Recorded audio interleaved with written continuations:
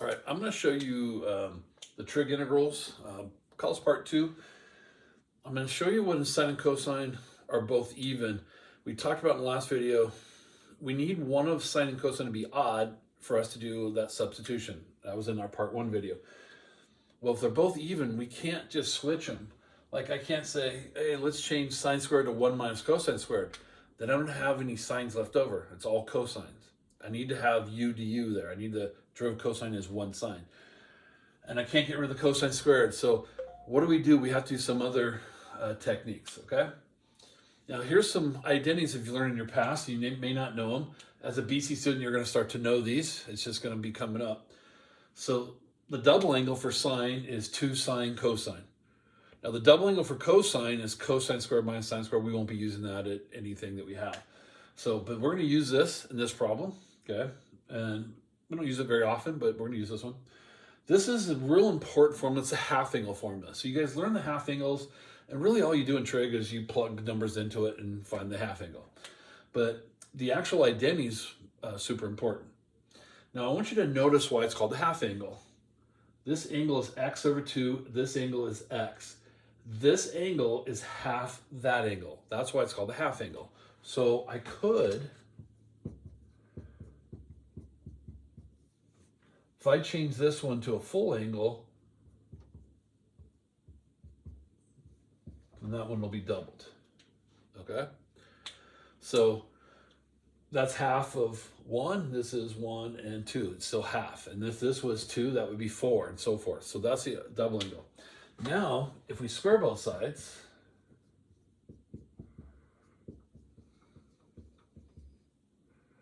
it's a regular 2 there. All right. If we square both sides, you square the radical, it goes away. This is a conversion from sine squared to a single cosine. You see how it's sine squared and cosine is to the first power. You notice cosine 2x is still to the first power. So this is called a reduction formula and allows us to switch 2 cosines or 2 sines to 1 cosine, okay? Now, we can't use that right here because we don't want to do that right now, but you'll see the use of that coming up. So we can rewrite this problem as that. They're both squared, so I can write them as quantity squared. That would allow me to use this identity.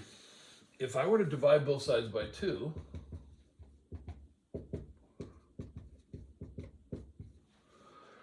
then sine cosine would equal sine 2x over 2, and that's sine cosine. So I can replace this, sine cosine, with sine 2x over 2. So I can replace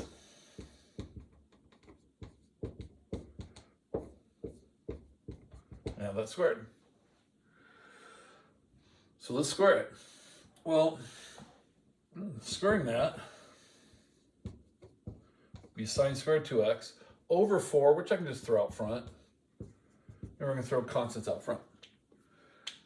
Well, now we've converted it from, both of them. Now we only have sine squared, but I still have sine squared. I don't have a cosine, so like, did this do me any good? But we can convert this using this identity, all right? And that'll get us down to a single power. We're trying to get to a single power. So sine squared is 1 minus cosine of 4x over 2 dx. Because this is 2x, so if this was 2x, this would be 4. Remember, it's half as much. That's based on the half angle. So then that's the identity. Now, I don't have any squareds anymore. I can now take the integral. Now I can take this 2, bring it out.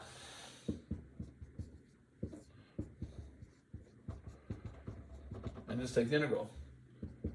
Integral of 1 is x, that's the letter we're using, 1/2 x, minus the integral of cosine 4x is sine 4x over 4, but don't forget the 1/8, so over 32 plus c. All right, and that is the integral of that problem. So a little complicated because like if you're both squared, we have to do some identity work. So what we did was use our double angle formula to get it to 1 trig function. And then when it's squared, we can convert it to the other trig function into first power. So it kind of allows us to do that. And so with even, you have to really be, what can I do? Okay? All right, so I'm gonna do another one, kind of starting from this spot right here, just to practice this half. I'll do it with cosine. So I'm gonna erase this guy.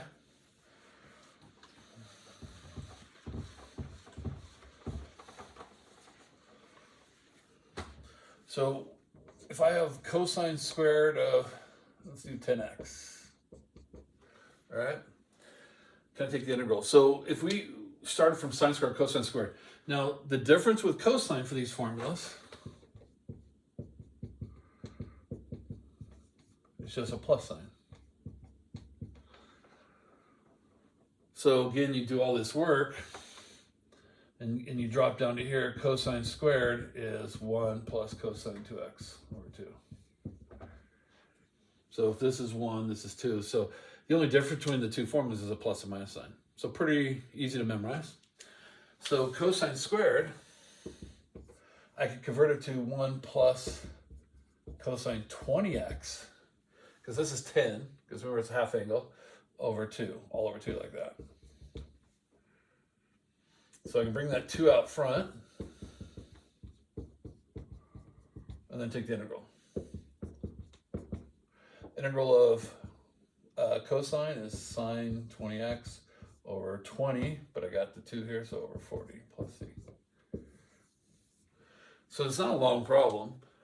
It's just we can go from double to single right away. That's called the reduction formula, and it allows us to then take the integral. All right.